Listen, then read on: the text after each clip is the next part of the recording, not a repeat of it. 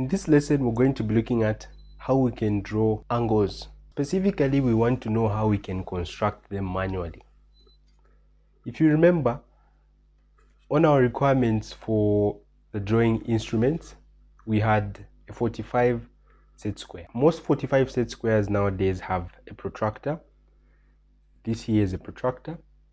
These numbers that we see here from 0 up to 180 are degrees.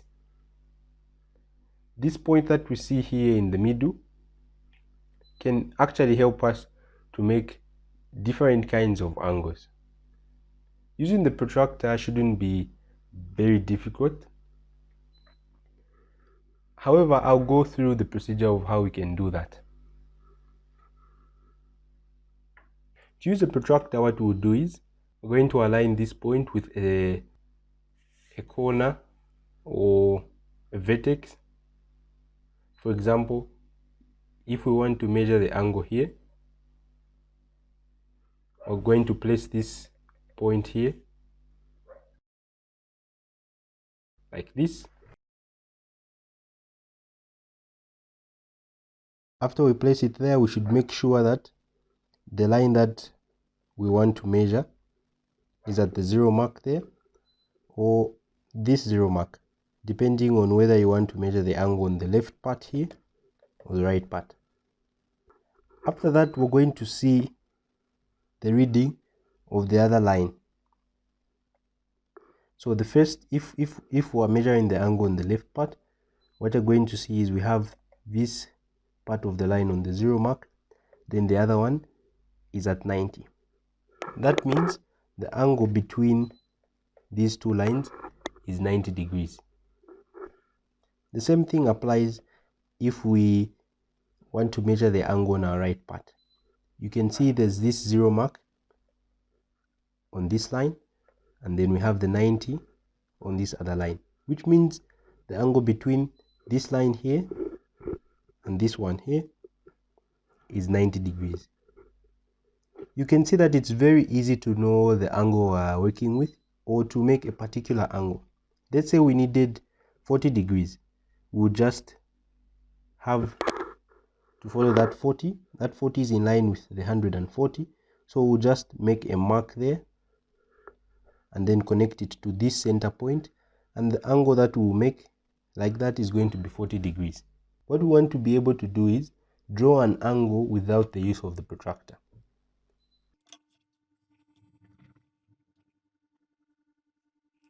So the first angle we're going to be drawing is a 60-degree angle.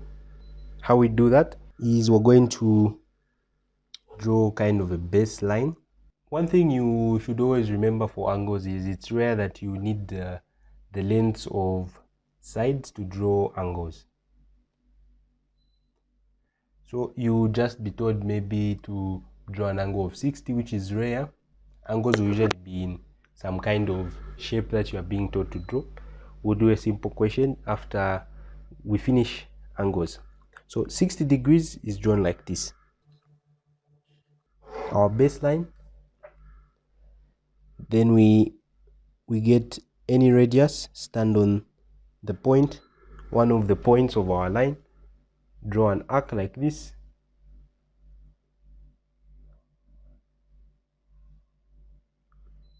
Then at the intersection of this arc and our line, we're going to stand at that point.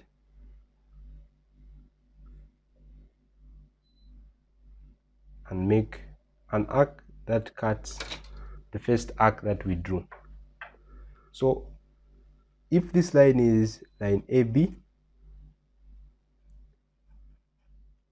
and let's say this point that we first struck was point X, and this here is point 1.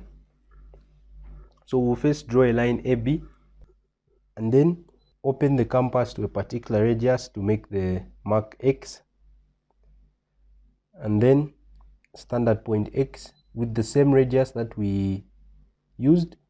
We mark point 1. Now when we draw a line that passes through A and point 1, the angle we're supposed to have is 60 degrees. It's very easy to prove that. We can use our protractor.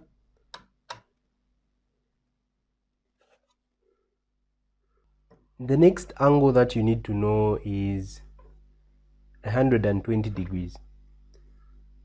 If you know some basic math, you know that 120 is just twice 60 degrees. So let's see how we can make twice 60 degrees. This time we can work with CD. Then open our compass, then draw an arc like that. At point X, we're going to stand there with our compass, then strike on the arc that we had just drawn to make the point 1. That point 1 is our 60 degrees. Then we'll stand at this point 1 and mark using the same radius without changing it. Then we'll have mark 2. So if we join point C and point 2, the angle we're going to have is 120 degrees. We can say this point is E. So the angle DCE is 120. The angle BAC is 60 degrees. Notice something. We didn't change the radius and then stood at point X. When we marked to make point 1, we had 60. Immediately we used the same radius and stood at point 1. When we struck on the same arc to make point 2, we had 120 degrees.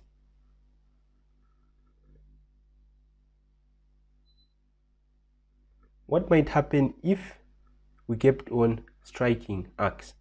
Let's say we made another point 3. Like you may have guessed, we're going to have 60 multiplied by 3, which is 180. Now, there's really no need for you to construct 180 degrees, because 180 degrees, if we check on our protractor, is just a straight line. Because if I move from 0 on this outside scale, I'm going to find myself at 180 to make a straight line. So the next angle that you need to know is 90 degrees. Now, as we're going to start making the rest of the angles, a very important concept that you need to know is how to bisect an angle. Earlier in other lessons, we talked about how we could bisect a line. Now, we also need to know how we can bisect an angle.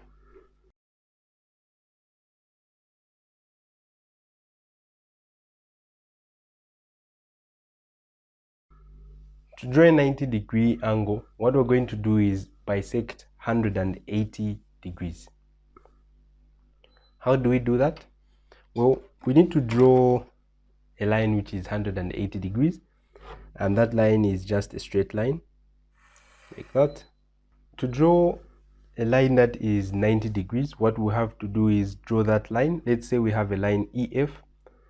Then at one of the points, E or F, we can make a 90-degree angle. Let's say we picked point F. So at point F, what we're going to do is we're going to elongate that line EF at that point where I want to make the 90 using a construction pencil. Then we're going to stand at that point, then draw an arc. You notice the arc is going to cut the line EF and that extension of line EF. Let's say this is point 1 and this is point 2. So if we stand at point 2 and open our compass such that we are at point 1 like this, what we can do to bisect is draw an arc like this, then stand at point 1, open our compass to point 2 and strike an arc like this. This new point that we have, we can call it point G. Helps us to make a 90-degree angle. So if we join point F and point G, we're supposed to have a 90-degree angle. Notice this is a simple way of doing it. However, there's an alternative way of making the angle 90 degrees. So we can say this is 90 degrees A. And then let's look at the other way of making 90-degree angle.